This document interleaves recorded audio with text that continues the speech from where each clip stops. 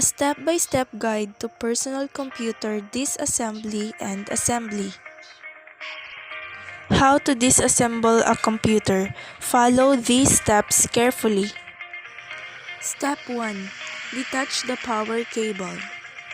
The disassembling of the computer system starts with externally connected device detachment. Make sure the computer system is turned off. If not, then successfully shut down the system and then start detaching the external devices from the computer system. Do not start the disassembling without detaching the power cable from the computer system.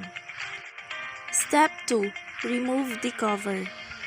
The standard way of removing tower cases used to be to undo the screws on the back of the case. Slide the cover back about an inch and lift it off. Step 3. Remove the adapter cards. Make sure if the card has any cables or wires that might be attached and decide if it would be easier to remove them before or after you remove the card. Remove the screw, if any, that holds the card in place. Grab the card by its edges, front and back, and gently rock it lengthwise to release it. Step 4. Remove the drives. Removing the drives is easier.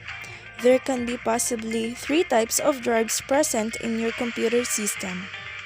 They usually have a power connector and a data cable attached from the device to a controller card or any connector on the motherboard. The Molex connector may require to be wiggled slightly from side to side and apply gently pressure outwards. The bridge connector may just pull out or it may have a small stub which has to be lifted with a screwdriver. Now, pull data cables off from the drive as well as motherboard connector. The SATA cables can be removed easily by pressing the tab and pulling the connector straight back. Now, remove the screws and slide the drive out the back of the bay. Step 5. Remove the memory module. The memory modules are mounted on the motherboard as the chips that can be damaged by manual force if applied improperly. Be careful and handle the chip only by the edges. SIMMs and DIMMs are removed in different way. SIMM. Gently push back the metal tabs while holding the SIMM chips in the socket. Tilt the SIMM chip away from the tabs until 45-degree angle. It will now lift out the socket. Put SIMM in a safe place. DIMM. There are plastic tabs on the end of DIMM sockets. Press the tabs down and away from the socket. The DIMM will lift slightly. Now grab it by the edges and place it safely. Do not let the chips get dust at all. Step 6. Remove the power supply. The power supply is attached into tower cabinet at the top back end of the tower. Make sure the power connector is detached from the switchboard. Start removing the power connector connected to motherboard, including CPU fan power connector, cabinet fan, the front panel of cabinet power buttons, and all the remaining drives if not detached yet.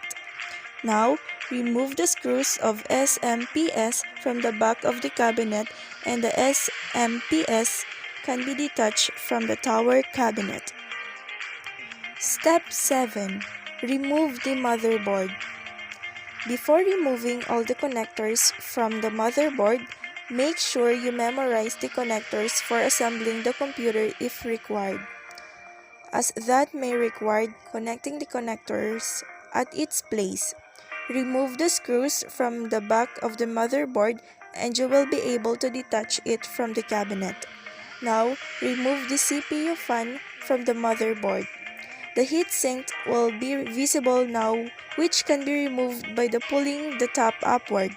Finally, the processor is visible now, which can be removed by the plastic tab, which can be pulled back once stretching it sideways.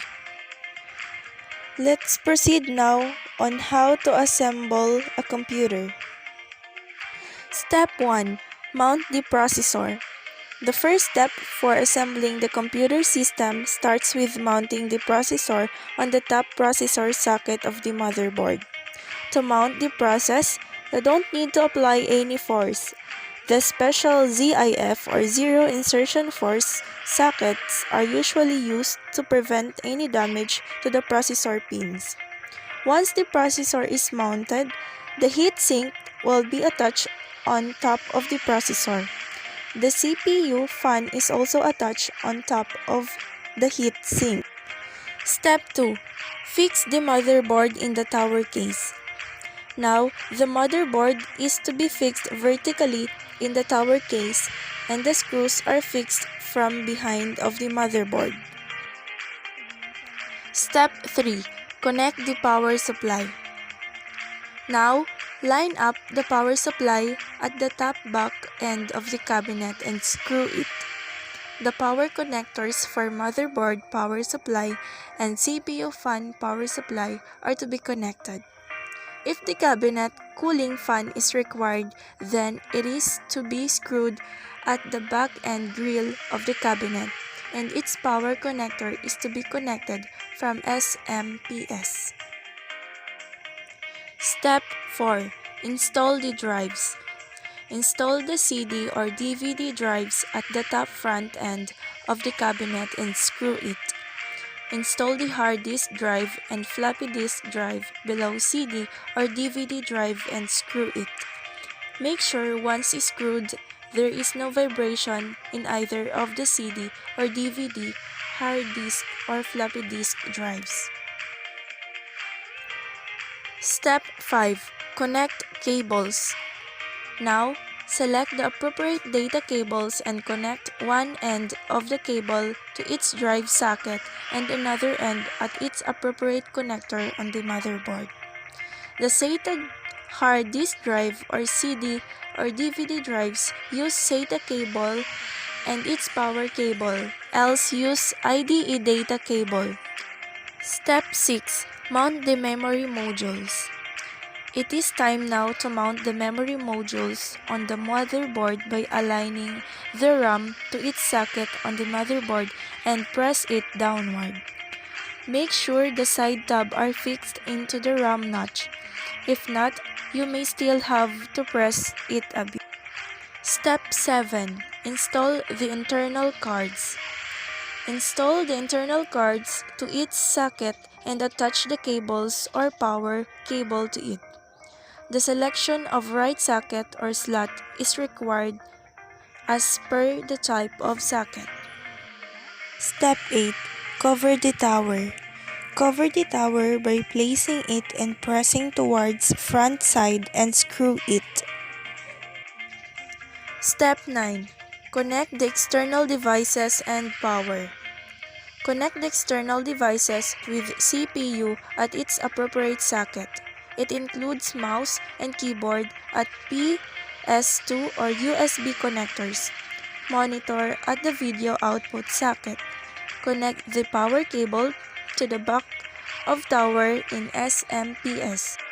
That's all guys, I hope you learned a lot on this video. God bless and thanks for watching.